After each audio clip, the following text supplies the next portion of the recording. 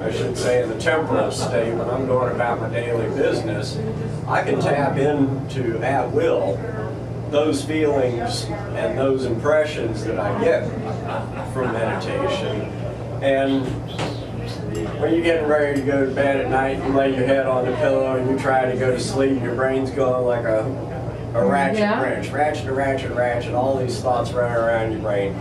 Until you can turn those thoughts off, you can't really experience your own spirituality and the connectedness with the whole, other than just accepting it blindly that this is the way it is. But until you have that state of mind and you can experience that state of mind, there's no reference point other than just reminding yourself, maybe this is the spiritual way to respond to this situation each time something comes up that creates doubt or fear.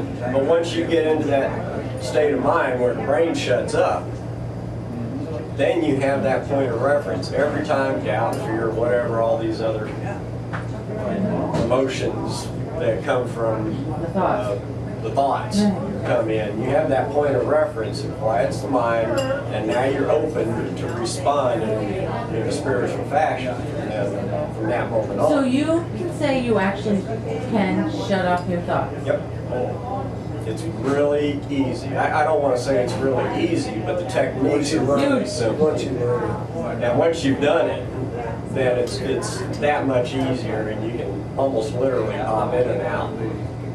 But it takes some practice. I don't want to say you can just read the book and go do it, because your brain is so used to having all them thoughts rattling around it.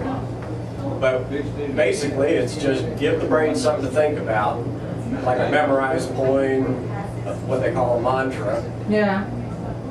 Put yourself in a quiet state and keep running that mantra through your mind. It doesn't matter whether it's something out of an Eastern text, or if it's a poem that you learned in elementary school, or a passage from the Bible, anything to give your mind something to do besides think about other things. Right. When it gets focused on that mantra, then it forgets about talking about all those other things and keep imposing on it. And after a while, the mantra goes away. But other things come in. No, they don't, because the mind actually goes into a completely different state than sleep, focused concentration, unconsciousness. It's a completely different state than all those. Once all that ratchet turns off, it becomes in a completely different state called meditation, and you're completely aware of what's around you, but you're internally quiet and focused. Well, when I was what I call in the flow, and I did, that happened to me, I could meditate just like that, without any, well, I guess I did do a little mantra. And all things came to me that I needed to do, like an inner voice, and no matter what, I followed through on them. I didn't doubt them, not once. And everything that I did was just perfect. It always had an excellent outcome, every single time. Whatever was coming to me, I followed through, and it ended up being just, and every day this was happening, and it was so, I loved life. I think you're on the right path. No, but that's gone. Get back to it. It's a choice. It's a choice. Absolutely. Yeah. And on I that note, can say I'm choosing all I want, right. choosing that, but but you're not doing the meditation with the mantra. Yeah.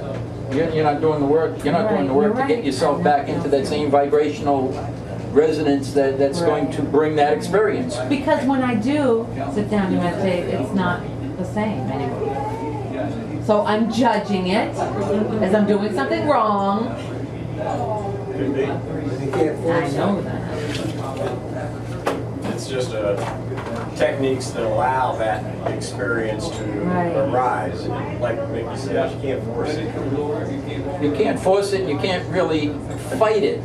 And that which you resist persists. And the ego will love a challenge. And if you challenge your ego, you'll be forever battling your ego. Well, that's what's happening. Well, the idea is to be become detached from the thoughts. Let the thoughts come. I'm not going to say try to stop the thoughts. I'm going to say let the thoughts come. Take a step back in terms of, leave the body. Move yourself a little bit further back and be a witness to the thoughts. Let the thoughts come and witness the thoughts. Don't fight them. Witness the thought. Watch 'em. Isn't that interesting? Where'd that come from? Wow, look at that. Wow, wow, wow. And then eventually what's going to happen is you're going to recognize that you, the true self, Right. is now looking as an observer watching the ego mind play.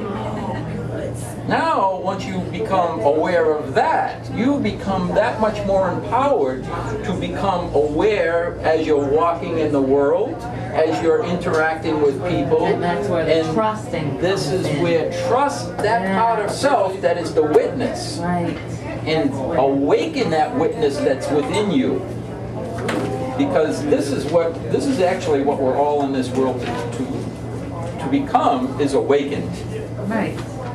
Anyway, we left off, and we're going to just kind of rehash just a little bit about lifting the veil, because this is what we're talking about here. We left off before on page 72, but I'm going to just kind of skim over page 71, lifting the veil. But their minds were hardened for this day when they read the Old Covenant. That same veil remains unlifted, because only through Christ is it taken away. Yes, to this day, whenever Moses is read, a veil lies upon their minds. Yeah. This is what we're Moses talking meaning about. the Ten Commandments. Moses being the Ten Commandments, and the Ten Commandments are going to be a law to live by with a judgmental mind. Okay, that's what creates the veil. It's the human experience. It's how do we interact, actually react to one another in this world. That's what the law was for. Okay, that was the law of Moses. Now Christ comes along and says, listen, all that was well and good while you were babies. Now let's talk about maturity. Let's talk about waking up. Let's talk about removing the veil.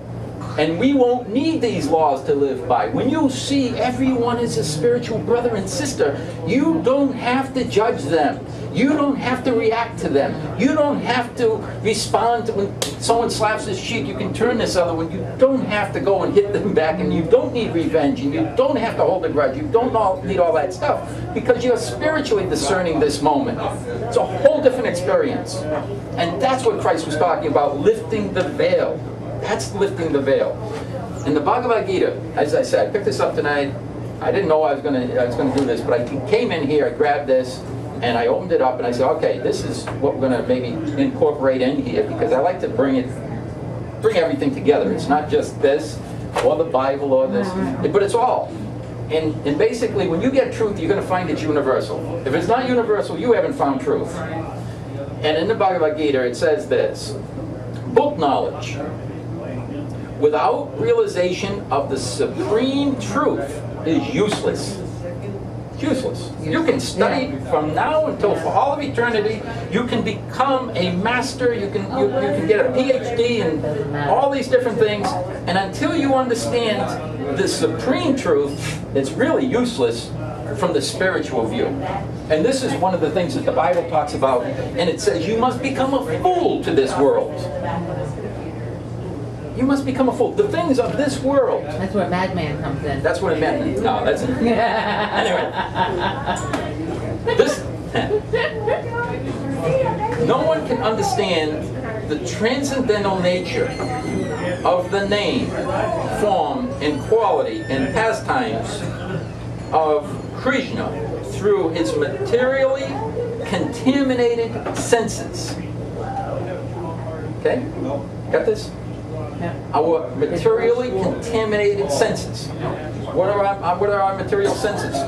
Sight, touch, sound. All of the things that we call tangible, and identifying what we call the real world are the very things that are going to keep you from understanding and seeing true spirituality, the true nature of who and what we are. All of our senses are getting in the way.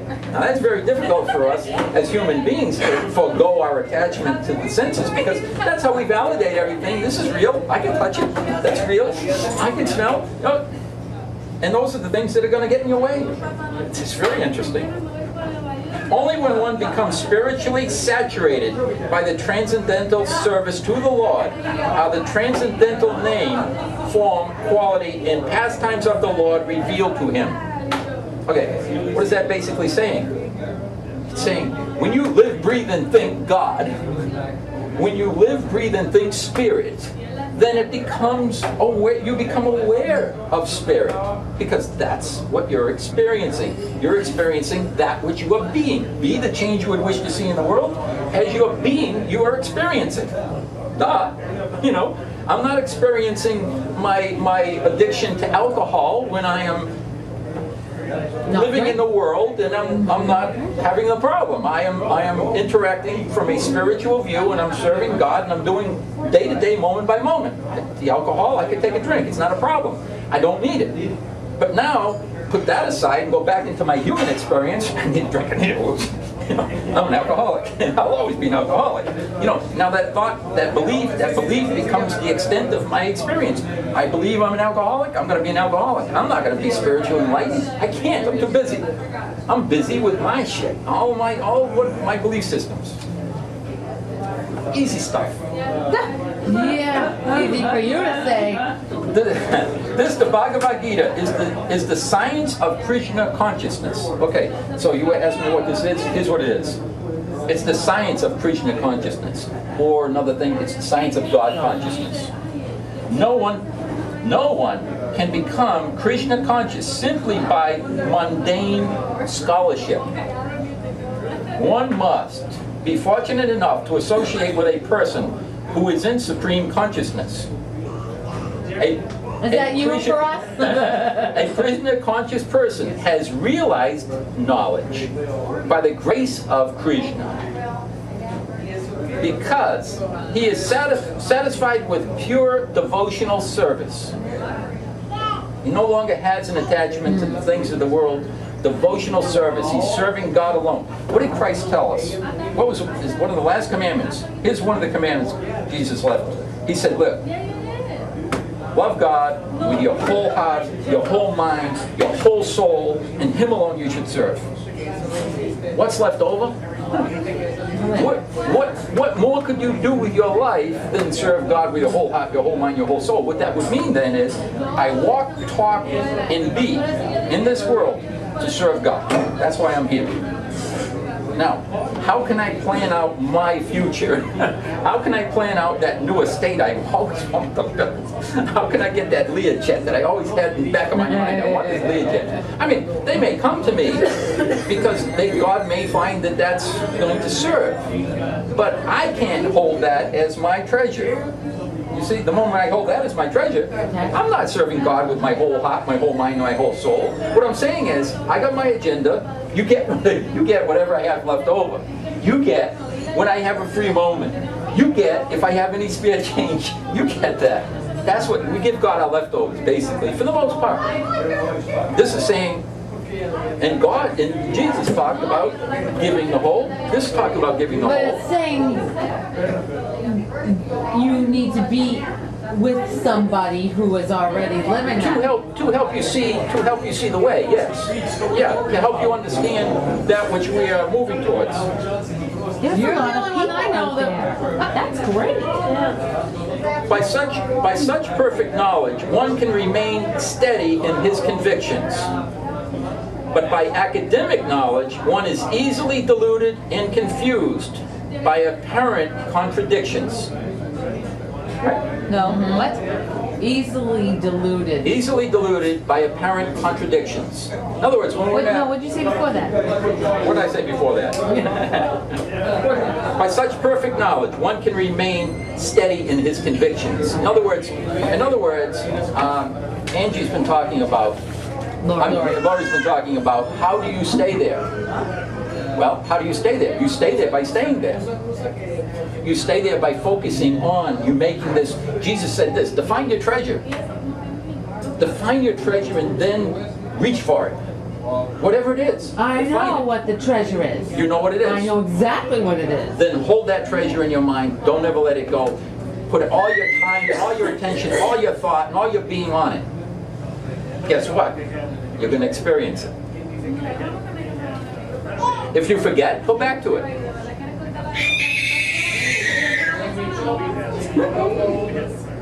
It is the realized soul who is actually self-controlled because he does nothing. He has nothing to do with the mundane scholarship. In other words, it's kind of what Scott was talking about, carrying forward that same vibration that you have in the mindset of being in a meditative state. You're in a meditative state. You're walking down the street, and some guy comes across you and whatever, does something, and there's a moment where you could have a confrontation. Now, as you've been practicing, you know that that's not necessarily the most spiritual thing to do. So you take a moment, just take a breath, and you realize, I don't want to go down that road. You listen, you let Spirit come in and interact in this moment. It gets transformed instantly before your eyes. The confrontation will go away. Even if someone comes and slaps you, you don't have to participate on your side. You can remain centered in the midst of the storm. Because you said if you ask for the opportunity, It's coming. You're gonna get the opportunity. It's gonna come. Absolutely. But rest assured, you're not gonna get that which you shouldn't have. If it's coming to you, God bless the experience. Bless every moment that's coming to you. The hotter the moment, bless it even greater. Bless it even more. Because that means you're ready for that. And the more you shed your erroneous beliefs, the easier it is for you to maintain your higher vibration. And what happens is, as you practice more and more and more, you just naturally keep going higher and higher and higher until, before you know it, you're not affected anymore. You're not shifted anymore by anything. By anything. You know, and this is interesting because what happens is, when you first begin this person coming down the road, they can't rock me because I know I'm never going to see him again. You know, and so I can deal with that one laughing at me or calling me names or whatever, because I'll never see him again. That's not a problem. But then my mother calls me. Yeah, that's the family. The family's the worst. Oh, the family is the worst. You know. But then that's where the doubts start coming in. That's what happened to me. Well, that's where it talks about faith in the Bible, and that's where your faith is going to be tested. And it also says this, your treasure. Now, we have just talked about the treasure, and you said you understand the treasure. You know what the treasure is. You know what the Bible says about your treasure? It says this, your treasure is going to be tested in the fire. It's going to be tested in the fire. Well, I flunked the test. Well, okay, fine. You did another Well, guess what?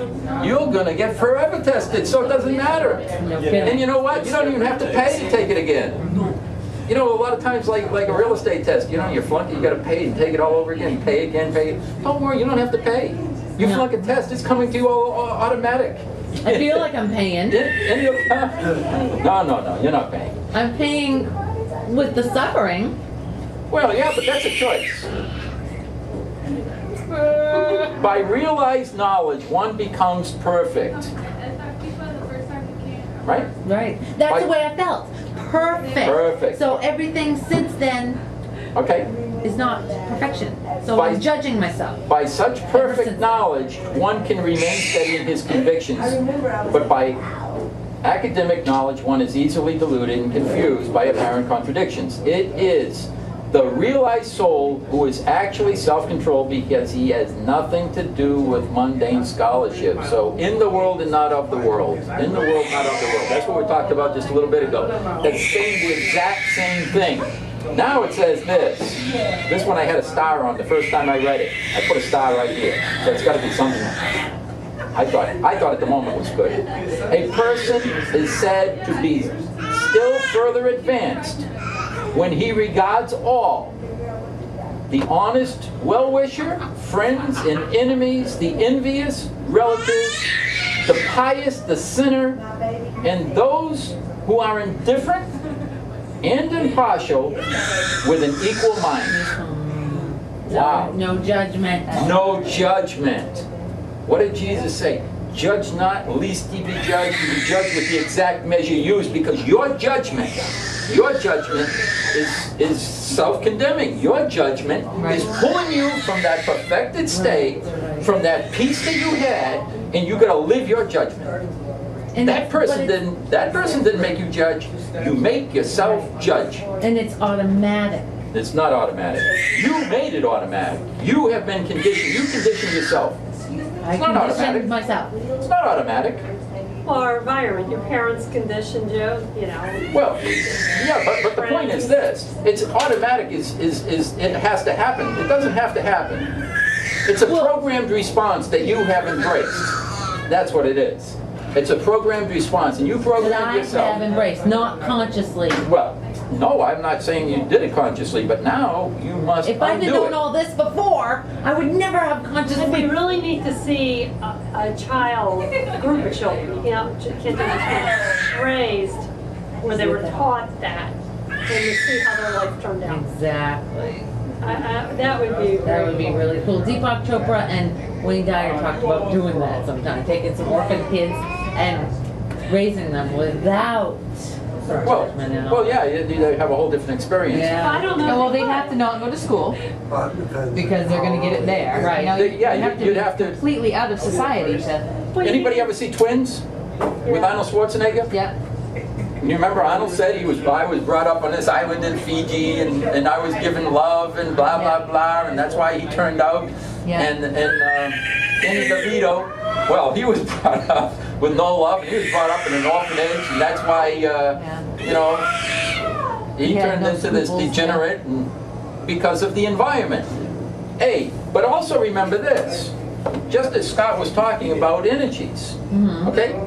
Even if you put somebody on an island, there is a degree of feeling vibrations, and there is a degree of energies that are going to affect us.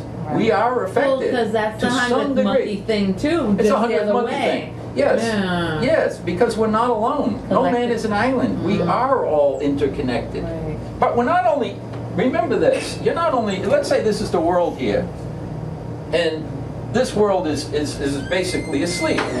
Right. Okay, well let's say this is the rest of creation, Which is not.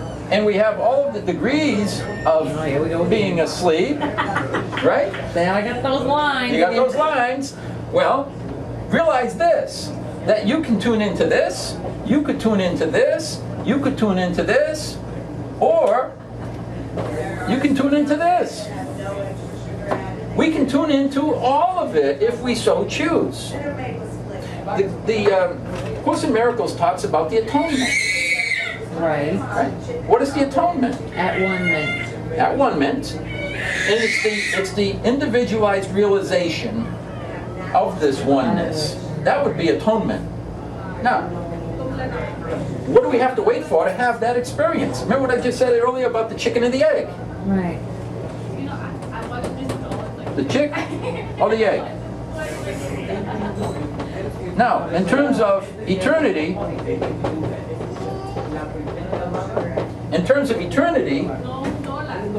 the dimensions of time and space exist, right? Right. For us to experience, or we can recognize that the past, the present, and the future exist now. So what came first, the chicken or the egg? They came together.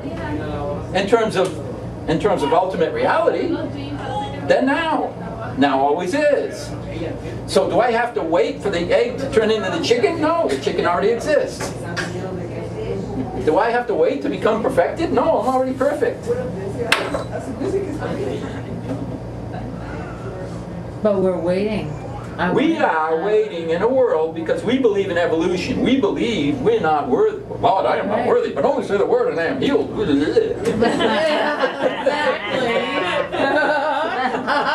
That's exactly what comes after that. Yeah. But anyway.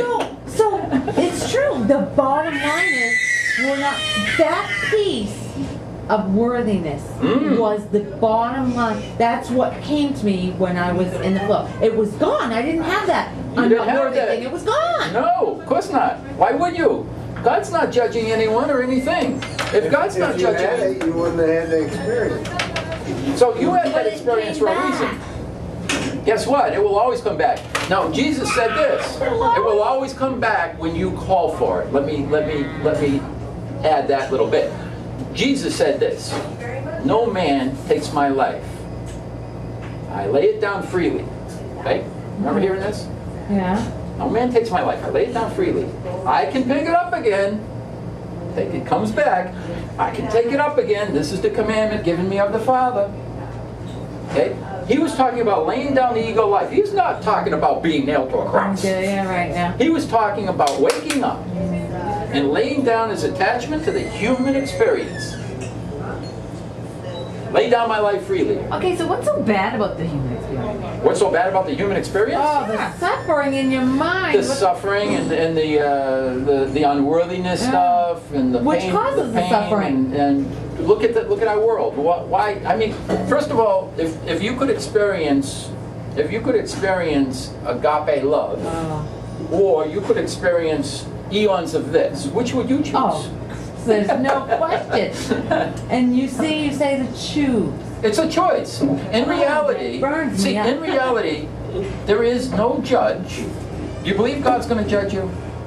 What do you believe? You believe God's going to judge you? I know, but Okay, I must okay. at some point. Wait a minute. Don't you think somewhere Wait a minute. in there? God doesn't. God's not going to judge you, right? Anybody believe that God's going to judge us? No, I don't Okay. believe it. So there's no judge. Okay. If there's no judge, no judge. We agree to that. Right. Okay. What's the one thing that keeps you from experiencing that agape love? You. And Not you. yourself. Yeah. Yeah. Because we don't Now, feel when you worthy. say no judging though, isn't the Holy Spirit kind of judge? Holy Spirit will never judge. Holy Spirit will discern and guide you to ultimate reality. There's no judgment in terms of the Holy Spirit, because the Holy Spirit's view is omniscient. Karma plays out. Yeah, see, but karma is, here's the difference That's in the between, human world. karma is a cause and effect, karma is not a reward and punishment. And there's one of the things that people sometimes miss up when they look at karma and they say, oh, you're gonna reap the rewards of this life when you die, or you're gonna go and suffer after this Well, no, because isn't that's your karma happen punishment. here? What you give out, you get. That's what karma is. Yes, and also you can also carry karma with you and not deal with it. I remember when I was a kid. I don't know why I did this. I had some insights, I guess, when I was a kid, and I didn't even know what I was doing. But I remember, I must have been like 5, 6 years old, and I remember something happening that I didn't like, and I said, now this was the Christian background. My God, what did I do to deserve this? You know, I remember, and then I said like this, okay. I was like 5 or 6 years old. I said, whatever I do, I want it to come to me, the consequence. I want that whatever is going to happen right away. I don't want to put it off. I want it right away. Give it to me, whatever it is. And I remember that when I was like 5 or 6 years old. Yeah. I can handle it. Yeah. And so now looking back on that moment, wow, yeah. Because karma is something, when we're in an ego-based mindset, we are acquiring and accumulating karma. What is karma? It's positive and negative energies that we are storing away. You know, I'm packing this away with me. And I From will the deal with choices. it And through the choices. To action. When in Rome, you do as the Romans do, and when in this dimension of time and space, you're playing with karma, if you're coming from an ego-based mind, okay, Which we all are. which is mostly everyone is, the moment you are guided by spirit, and you act on behalf of spirit, there's no karma for you, good or bad. You're exempt. You're not playing anymore. Because it's not coming from you, coming through you, Right. but not from you. So all the things that I did in that state, I judged them as good. Well, then the moment you judge, you're now playing in the arena In the of ego. You're playing in the ego arena. Now you're accumulating karma, positive and negative, positive and negative. The more you play in a dualistic mind, you're going to acquire positive, negative, positive, negative, positive, negative. These will play out, unless. Now, remember this: they're going to play out in time, right? That's how karma works. Right. Karma works in Right. time. You need time Which to work doesn't really out karma. exist. It doesn't exist in terms of ultimate reality, but you can experience something that's not real, can't you? Obviously, here we are. We're experiencing something that's not real, and it can be painful. Even though it's not real, it can be painful, so you can experience it. Time is required if you want to work on karma. I'm going to work on karma, and I'm going to become perfect, and I'm going to become better and better and better in this and that, and I can play for all of eternity to work out my karma. Good luck. Or, I can do this. I can, get this now, I can step out of time. I can be here, right now. I'm in the now. I'm not going to play that game anymore. I'm in the now. Where's my karma? Doesn't exist. It's no longer a part. What am I? I'm perfect. I don't know about you, but I'm perfect. I'm perfect because I'm out of time. Not that I ran out of time, I stepped out of time. You step out of time when you become awakened. When you become in the moment where you were experiencing, and you've had this, you've touched on it, in that moment, time was irrelevant. Right. Time was not something you had to work on. You didn't have to work on perfecting self, because perfected self was already a reality that never went away. Never went away. Guess what? You forgot you were perfect when you went back into a judgmental mind, and you go right back to a vibration, and all that karma comes right with you again. Oh shit, I thought I was done with this. Nope. Step outside of it again, it's gone. So just don't open the closet of junk. Don't open that closet of junk. And this is where, and Jesus was very, very emphatic. He was here to teach how to do this. Judge not, lest ye be judged. You judge with the exact measure you use. Don't judge anything or anyone. Don't judge anything or anyone in any moment. Can it be done? Well, obviously, Jesus did it. Could be done. Krishna is talking about doing it. How do you do it? There is a way to do it. Surrender all of your attachments to all of the stuff of the world. Jesus said, you must forsake everything and everyone, including your mother, your father, your husband, your wife, and your children, and yourself. Now you can be my disciple. That's what he said. Well, simple. Recognize that your children are your spiritual kin, not your children. If you see eternity, did they live before having this incarnation? Did you live before having this incarnation? Were they your children then? Have they always been your child through all of creation? How do we know? Well, I would venture to guess no, they haven't. You can change positions, you can play different roles, and they may not even have been connected to you in a past life, and somebody else was in your family, and so on and so on. Because I've seen creation. Because I've experienced creation. Because creation exists beyond this. And it exists there. So we just take that on blind No, faith. what you do is this. What you do is this. You quiet the mind through meditation, and you experience on your own, and then you find your truth. You don't take anything on blind faith. I believe what Buddha taught was right on the money. He said, listen, just because I'm telling you it's true, don't believe it. Believe this. I can lay down a procedure for you that will open doors so you have your own experience. If you choose. If you don't choose, you'll never have the experience. You must call for an experience, and then you have the experience. You call for the experiencing by identifying. Remember the law of attraction, right? Here we are. What are we going to attract? We're going to attract whatever we are intending. You state your intention. You've defined your treasure. Once you define your treasure, that's your intention. You hang on to it for all it's worth. I want to be the wealthiest person in the world. And I'm going to do my damnedest to get there. And I'm going to start attracting experiences and people and everything to have this. And if I hang on to it and I'm committed enough, I could become the wealthiest person in the world. Or I can forgo the attachment to the world, and I can stay centered, and I can say, I wish to experience the full spiritual self. That's my intention. And I embrace every single Well, experience can't you do coming that? to me. I'm sorry? Can't you do the second part after you have the first one? Do whatever you want. I'm not telling you what you can or can't do. I'll tell you this. You can't have both simultaneously. That's what Christ also said when he said you can't serve two masters. No, once You know. you've already done So it. let me say this. I'm not going to tell anybody what to. I've said this many times. You define your treasure. You don't want this. You don't have to have this. You don't have to become awakened. You don't have to come back to that spiritual awakened state. Lori keeps talking about waking up and wishing to have that experience.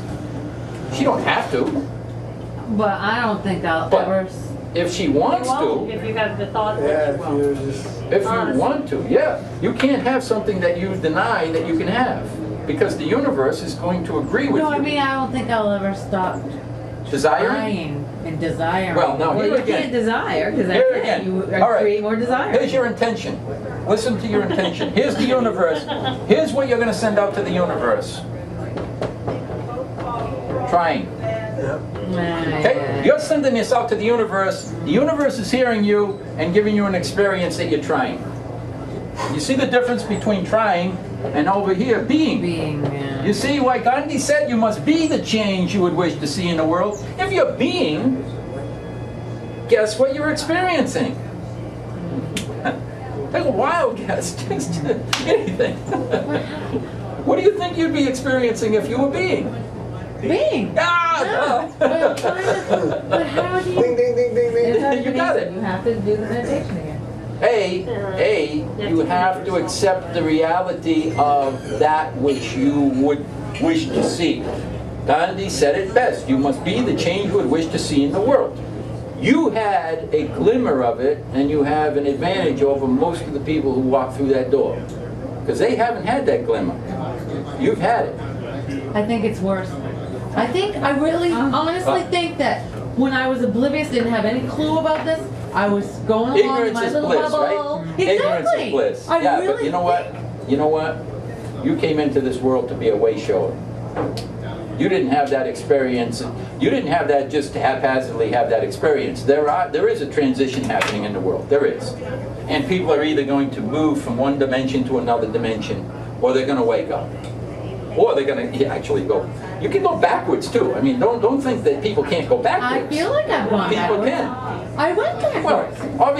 obviously, if you went from the awakened state back to the sleeping state, you had the experience that Paul talked about when he said, "I die on a daily basis." You experienced life, and you went back, and now you're dead again. Yes, You're exactly, that's you're the what- Walking Dead, for Yeah. God's sakes. You know. Came all the way to Florida to get this house. It's zombie night, sorry. We went on the But anyway, yes, that's true, absolutely. Now, the human mind is the thing that gets in our way. And I'm going to Yes. move down to the end of page 71. Fear, and fear is that problem that we're dealing with. Fear is the direct byproduct of a thought system rooted in the physical. And so the moment you go back in entertaining thoughts in the mind, fears are going to come into play. Because you're looking at stuff. You know, when you set your goal, when you set your attachments to your treasure, let's say your treasure is rooted in this world, whatever it is. I have no idea what it is. Everyone's probably got their own idea of what their treasure would be. But the moment you've identified your treasure in this world, there's a certain amount of fear that's going to come with that. Because you know it's intangible. One, tenuous. You know that it can be taken away at any moment, and even if you achieved it, it's not permanent. It's temporary. And anything temporary is going to instill a certain degree of fear. You may have it for a year, 2 years, decade, 50 years. But at some point, it's gonna be ripped from you. You're not going with it. Nothing's going with you. Not the body, not anything in this world. So if you identify anything in this world as your treasure, God help you, you're gonna have fear every single day. And even when you get it, now you gotta protect it. Whatever it is. I got a beautiful car. I always dreamed of this Lamborghini. And now I go into the Walmart. Where am I gonna park? Oh my God. I can see somebody's gonna keep my car for sure. You know? Or just ding it with their door. Oh, ding it with their door. I gotta go park a mile and a half down the road so that they can't come near my car. You know, because either they're gonna do it on purpose because they're jealous of me, this beautiful car I have, or they're gonna accidentally do it. Now I gotta worry about that car. That's my husband. He won't drive his Corvette in the rain. Okay? So you see, In the garage almost. our treasures that we think we own us. They own you. They control you. It's crazy. It is crazy. It's crazy because we are, in this moment, right here, in this dimension of time and space, we're missing this opportunity to awaken. We're missing A burning this daylight. We're missing what we came into this world to accomplish. That's That what I feel awakened like. state. That's exactly what I feel like daily. Yes. I'm not living what I could be Well, living. who's in charge? The devil! The devil! Stop! It's my ego. Of course it is. And the more I hate my ego for stopping me, the more ego I'm experiencing. So now here's the deal. Spend more time finding out who you are and don't keep giving the power to the ego. The ego can't take the power from you. I think I Can't. play the victim role a lot. Oh, I would love to sit there and meditate, but I gotta fix the house. I gotta do the dishes. I gotta take the kids somewhere. Gonna watch Oprah. That's an excuse. We all do that. Yeah, we find other things to do with our time. I remember the first time I was told by God to meditate, and I said, are you shitting me? I don't have time for this. I'm a father, I'm setting up a new business, I got no time. You know, I got all my day was already laid out. Shitting me. Are you shitting me? I have no time for that, really. No, seriously, that's exactly what I said. I have to tell you, the priest never said that. Well, you know, there's a difference between me and a priest. I'll be factual with you. I mean, I'm not going to hide. Well, there's a huge difference between you and a priest. Yeah, because... Huge. That's not even. But the idea is, first of all, Shakespeare, to thine own self be true. You know, people sometimes judge certain things I may say and the way in which I say certain things. Because they don't That's okay. understand. And they don't understand. But the point is this. I'm not judging. And you know what? This is who I am. This is a way of communicating. Now, if they're 5-year-old kids, and yeah, I may not say it exactly like that, but we're all adults here, so you know, it's a means of communication. Whatever verbiage comes out, the real meaning comes across. You know what I mean? And that's good. I think that's good. That first of all, we shouldn't be hung up on any kind of word anyway, Right. and that's our problem. We're That's not. one I of thought the it was problems. funny. I thought it was a riot.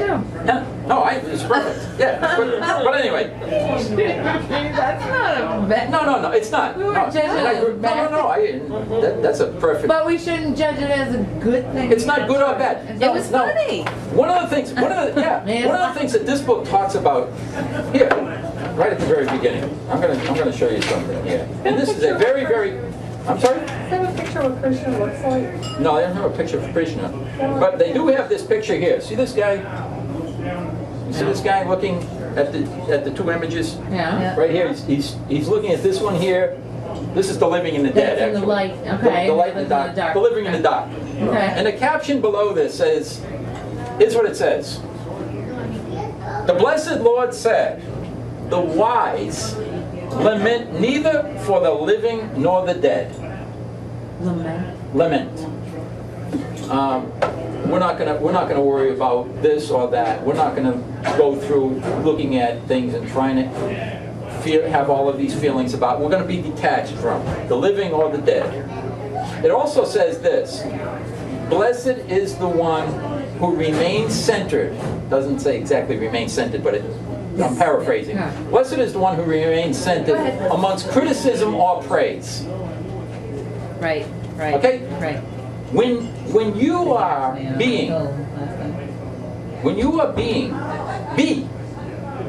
When that person out there affects who you are, and you have to perform for that person, you are no longer being true to who you truly are.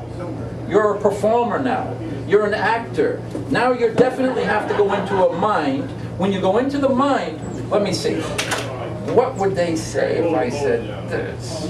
Yeah. I better twist it that way. Oh my God. You That's see how we awesome. do this? And now this is You don't all. want them to think, whatever. No. They may think I'm the madman. Yeah, exactly. But you can't live your life for how someone will receive you and still live fully awakened. If Spirit guides you to do whatever, as long as it's coming from love now. I'm not, and I would never say that Spirit's ever going to tell you to go out and kill anybody. No. But the idea is, don't go into a judgmental mind and think that you are interacting in a world. You are constantly reacting to a world when you go into a judgmental mind. You see the difference? Mm-hmm. Huge difference. So you're in a double trap if you're judging yourself on. And that's the worst judgment of all, when you judge yourself. We're all hardest on ourselves. I mean, I've beaten myself up at least once or twice. But it wasn't a conscious choice. The worthiness piece just went. Yes. It was, so that's where the judgment came from. Well, wait a minute. Worthy. Who decides whether you're worthy or not? Who decides? My ego. Your ego would decide, exactly. That's exactly what's decided. And when you were awakened in that moment, where was the ego? Somehow I overcame it. Evidently not, because you were judging him as being good. Where was the ego when you were in that moment? When you're in a daydream, did anybody have a daydream? Who hasn't? Yeah. I was going to say, who hasn't daydreamed? Of course we've daydreamed. Well, I'm making an assumption. I don't want to make an assumption that everyone has daydreamed, but I think everyone probably has. Okay, so in a daydream, in that moment, you just kind of lost in limbo for whatever, a minute, 5 minutes. It's your mind going off. Your mind's off. Mm-hmm. Where's the ego in that moment? You're detached in that moment from the ego. You might be watching a sunset, right? You're watching the sunset, and you're just in awe of the beauty. You're just one with nature, and even if it's for 30 seconds, even if it's 5 minutes, half an hour, whatever it is, the duration is irrelevant, but the moment you're there, you know you're there. Okay? You know the bills, the desire, the anxiety, the unworthy. There is none of that stuff. You're present. You're present. And that happens a lot down in Florida for me. Well, good. Then use that. So where does the ego go? Doesn't go anywhere. Doesn't exist until you. Because you're in the now. Because you're in the now. In the now moment, the ego is not there, telling you to be afraid of this, to think that, to judge this. No planning. None of that. You're in charge. Until you go back to the ego-based thought system. The ego is nothing more than a collection of thought systems and beliefs that you have embraced and claimed as your own. That's what the ego is. It's like a program bunch for of neurons that when something is triggered, it goes bing, bing, bing, bing, down this path. Wait a minute. You're talking about the brain and the mechanism within the physical body in response to the thought system. The thought system is intangible. The neurons are just the motor mechanism of the body and the movement within the body that's responding to all of these thought patterns. But you are not those. Right. That's why I said in the meditation, keep stepping back until you find out, wait a minute. And I talk about it, we haven't gotten to that yet in the book about the anatomy of the soul, when I said the I am of the soul is the observer. You're not the ego. Right. No more than you are the body. You're not these thought patterns. You are The a observer. worthy, Observer. perfect creation from God. Everyone. Why do we keep? Who said we do? I don't do that. Who said that about always asking why? Why? Yeah, why? Ego. That's Why? the ego, I No, know. Of course it's the ego. What did Ruby say? Between the question and the answer. Yeah. And what did he say about why? The I. The I meaning the realization of your true self. That moment where you're in the meditation. The moment when you're witnessing the sunset and you're at peace with all there is. Okay. He said the I, and the I would be representing that particular mindset, or that state or level of awareness. Okay? Rumi said the I goes blind when it only wants to see why. Now remember, it all goes back to this, and I've talked about this many, many times in here. Time. The ego lives in time. Right. Spirit is timeless. Now. Spirit is eternal. Spirit is timeless. Spirit is not limited. Ego is limited to time. Ego is limited to a thought system that is based on judgments. Judgments. Remember at the very beginning of the book? Remember the Garden of Eden? The moment of choice? Right. A or B? Awake or asleep? Spirit or ego? This is always now. Who's Adam and Eve? Who wants to be Adam? Who wants to be Eve? We're it. Tag, you're it. This is right now. This isn't 10 millennium ago. This is always now. Now always is. This is representing the choice you have now. You want to step outside of ego-based time? Do it. Wake up.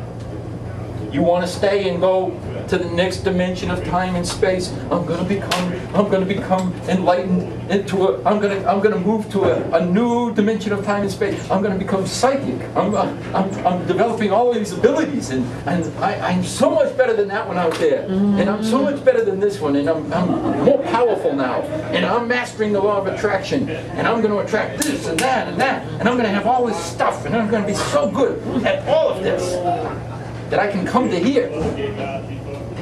Wow, am I good? I'm empowering the ego. Yeah. And the ego goes with us as long as we're playing in the dimensional matrix of creation. And what you hold in this world will be held in heaven. What you let loose in this world will be let loose in heaven, is what Christ talked of. Choice is in our hands. I'm in charge of me. I'm not in charge of anyone else, and no one else is in charge of me. Not even Satan. There is no Satan. Who said there's no Satan? Who told you? I don't believe Oh, it. come on. Let me say this. I said in this book, Satan is synonymous with ego. Right. Okay? Is there an ego? There's a Satan. Oh, that's true. This is like the third group of really loud people in there. You're doing really good tonight. Yeah, see that? Yeah, we're getting them excited. It's because it's going out there. The unspiritual man does not discern the gifts of the Spirit of God, for they are folly to him, and he is not able to understand them because they are spiritually discerned. We talked a while back about the difference between judgment and discernment. Okay? Right. I get This is the real message the real difference between judgment and discernment. Because there was a time when there was a question, and somebody said, "Well, we got to judge. You got to." No. To judge sees things as Good or bad. and evil. bad. I Good or don't like bad. that evil. Okay? Bad. All right. Put bad up. Okay. Good and bad. Better. Or just evil. wrong. Wrong. Yes, Wrong. wrong. Wrong. Yeah, she said, Right, well, it's right just and wrong. Let's put right over Right, here. Oh, okay. now we got it. Right and wrong. Yeah, Okay. Yeah. Now, that's to judge. yeah. What's the difference between that and discern? Noticing. You just notice something. Oh, that's a red car. But Observe. who cares? Discern would be to be aware. Aware, yeah. That's all. No judgment in there. It's not good, it's not evil, it's not right, it's not It wrong. just It just is. And I can be discerning whether I am awake or asleep. Now you're judging it. That's I can be discerning whether I'm awake or asleep, in that there is a whole process. Now the Course in Miracles says there are two complete thought systems. One is based on love, one is based on fear. The thought system that is based on love, I'm awake. And I can be aware of the fact that I'm awake. You knew when you were awake in that moment. You can't tell me that you didn't know that you were a perfected self. Were you aware of it in that moment? In that moment. Not now. I knew. When you were I there, was totally you knew. different than You her. knew that you knew, and you were there. That's discernment. Did you know when you were not there? That's discernment. It's not judgment. It just is. You're there, you know you're there.